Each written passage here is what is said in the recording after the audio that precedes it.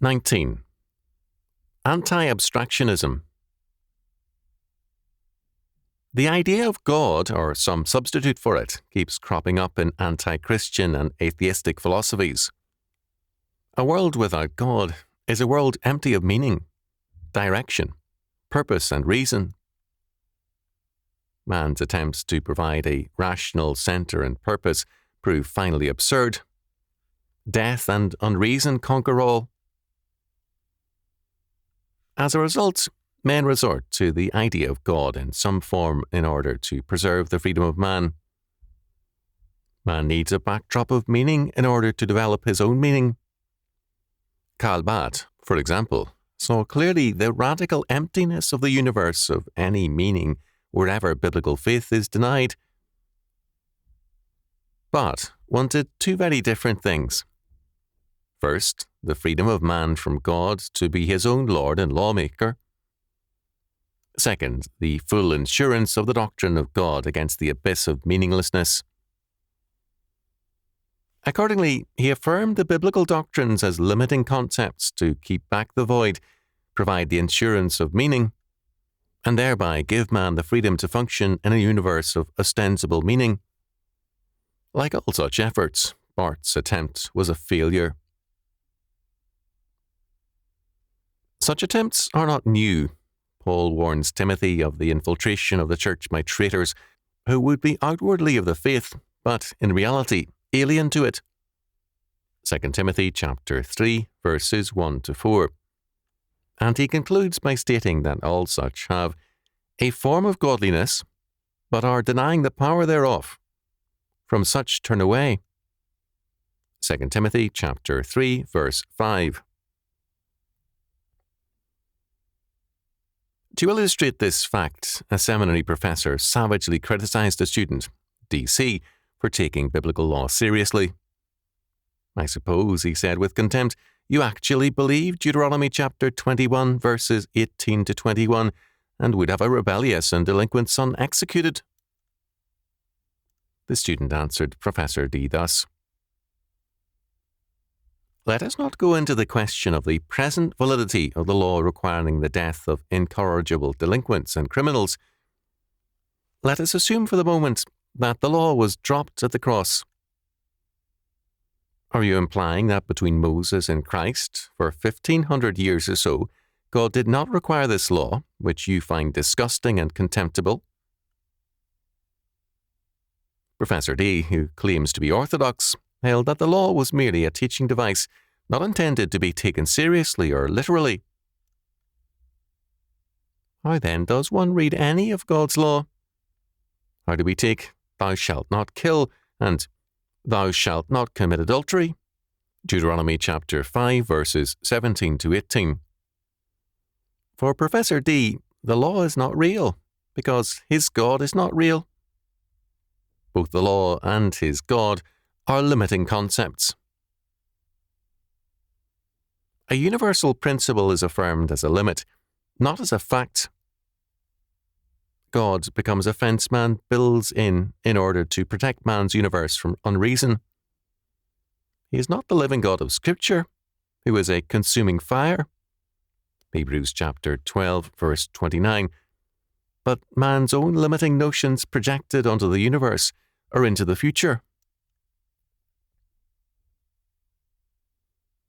In a brilliant analysis of such thinking among contemporary Protestant and Roman Catholic thinkers, Greg Manson has pointed out that for these men, revelation rests upon a subjective and man-centered fulcrum. For these men, God is the future, whatever it should eventuate. G. Baum has declared, the doctrine of God is the good news that humanity is possible. Here, the emphasis on the limiting concept as a guarantee of human possibility is very open. God is man's future, what humanity can become if it uses its political strength to plan for the future. Man must be the new source of predestination through politics. It is not, however, the modernist theologians alone who use the biblical God as a limiting concept and as a facade for their humanism. The same attempt is common to many evangelicals and to Reformed men as well, as witness Professor D and others like him. For these men, the Holy Spirit becomes the new limiting notion. He is detached from the every word that proceedeth out of the mouth of God, Matthew chapter 4, verse 4. This is a major denial of the faith. A partial word is one in which man's word hides behind the facade of God's word.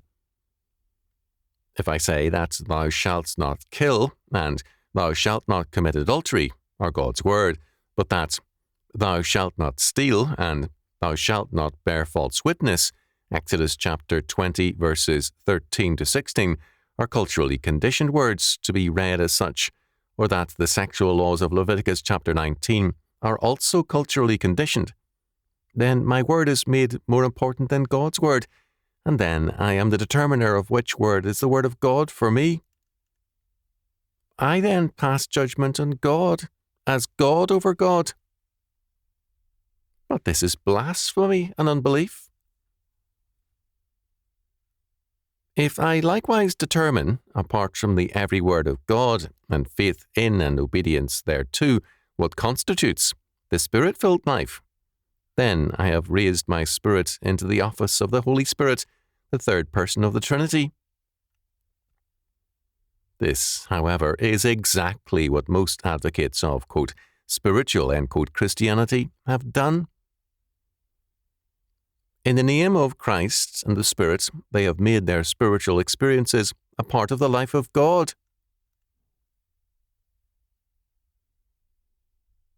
Abstractionism in religion reduces God at best to a wise counselor who gives us a beautiful and inspiring word and raises man to the center of the stage as the reality of being. Man's word is then the determinative word, and man is the living power. The Bible, it cannot be repeated often enough, was not given to man to be an inspiring word, but the command word. It is not intended to please man, but to declare to him what he is in himself and what he must be in the Lord. The Bible is inspired, not inspiring. It is infallible, because it is the Word of God. But for the abstractionist, the Bible is often a gauche book which must be spiritualized and read symbolically in order to be made palatable. The Bible forbids us to make any reduction or abstraction. We can neither add nor subtract from God's one word, either in our faith and obedience, or in our textual transmission of Scripture.